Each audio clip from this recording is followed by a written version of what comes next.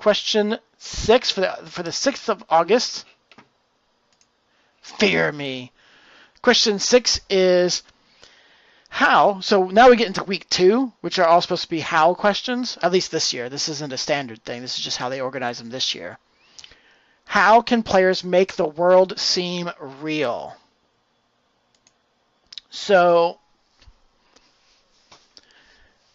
I think there's kind of two options. There's two things here, right?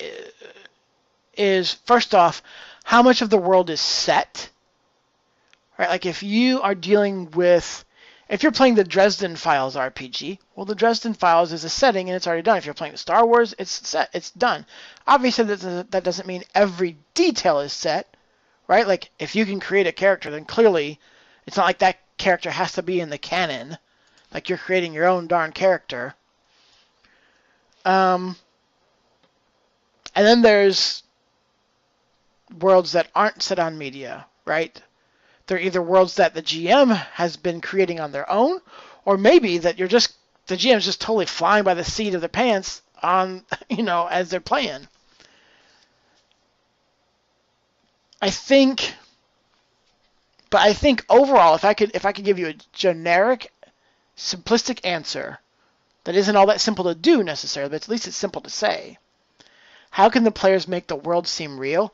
I think the players have to be involved in something, as through their player characters, obviously, have to be involved and care about something that does not revolve around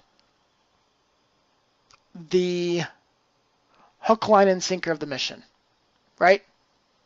So, like some people were discussing on my stream a few days ago, or was it I was watching somebody else's stream? I was watching Nick Scrowder's stream actually, and they were discussing that they'd like to see the next Elder Scrolls video game, bring back holidays, because there were holidays in Daggerfall and Arena, and things happened on those days. Like free service for getting wounds treated, or this was the day they, like, I think in Morrowind or Daggerfall, there were certain days, and those were the only days that you could do an Eldritch quest? A Daemon quest? I'm totally forgetting my words. But, so like, holidays, it's like caring about something that isn't tied into whether your characters successfully do the blah, blah, blah, blah, blah, blah mission, right? Now, with Sun here, I'll point out that maybe this is different with a more narrative or character-driven game, right? Like maybe this is different. And that would be an interesting thing to get his input on later.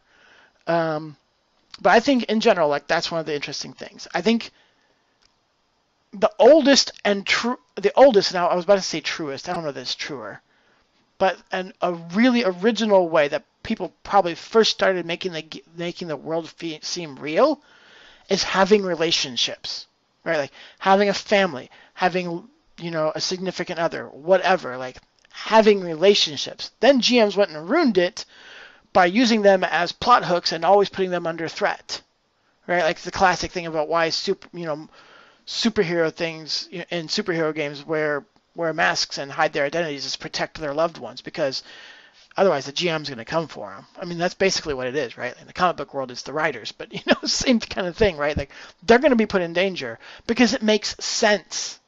If like that's the catch-22 to me as a person who's into simulation. That's the catch-22, is that if you have a loved one as a hero and you're getting in the villain's way and your identity is not hidden, guess what? They're going to use what they can. Like, unfortunately, it just makes sense. But, like, so that unfortunately got squashed, right? So maybe a way to protect yourself away from that kind of, well, this makes sense for the villain to take advantage of, is to value something that the villain can't take away from you, like a holiday or an entire city. I mean, I guess if the villain goes after the entire city, hopefully that was part of their plan anyways, and that just makes for an even more epic storyline, if you ask me. But I think that's how players could make the world seem more real. Get involved in something that isn't fundamental and concrete to the completion of your mission or the leveling of your character or the obtaining of more loot, right? Like, look at all those things that are very basic dungeon crawly and find something to value outside of that. That's my answer. And now I'm going to look at what's been typed. I usually ask my players questions that give them ties to the world or makes them create the parts of the worlds that makes them make sense. Oh, I didn't even comment on there that I think that one of the good ways of doing it also is let the player create some of the world. I think that's also really important. Let the player create part of the world. Right? Like when I run Rollmaster, I have my own setting, but I don't have everything fleshed out, and I try to make sure my players understand that. If someone's playing a monk, then I'm like, propose to me a temple and a philosophy that you come from. And let's talk about the pros and cons of that temple, right? And the benefits and the penalties or whatever. I invite players to create. The difference from what I do and maybe some narrative heavy game, not character drama heavy game, but narrative game, is they don't have free reign to just create whatever they want. It always has to go through me. That setting is mine, and I will agree to what goes into it, what doesn't go into it.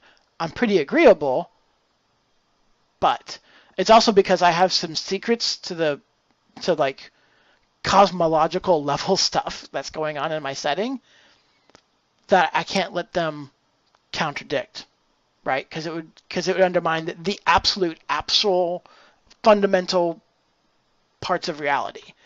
Those things are secret from the players. I've never even told players except for Ribbit, so they don't know it. So I always have to kind of, and other secrets aren't even that aren't as cosmological, but like there are people who are secret in the world, that people that other people don't know they exist because they make sure that no one knows that they exist. So so I always have to kind of watch that a little bit. For the most part, that's all I'm really looking forward to is don't break the stuff that's hidden and secret in the world that you don't even know about.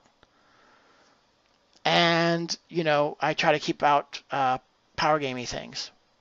But other than that, like, please add to my setting. And I figure if the players add to the setting, then that's something they're going to be bought into. Let me get back to this.